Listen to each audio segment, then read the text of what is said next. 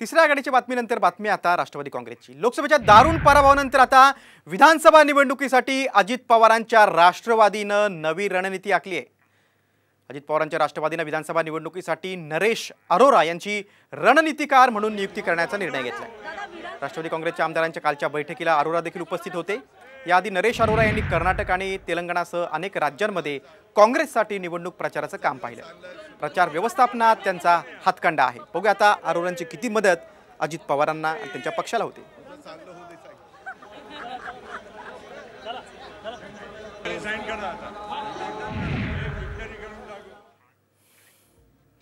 कोण आहेत अरोरा?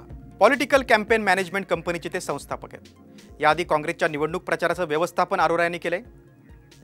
राजस्थान, कर्नाटकसह अनेक राज्यात काँग्रेसच्या प्रचाराचं व्यवस्थापन अरोरा यांनी केलंय।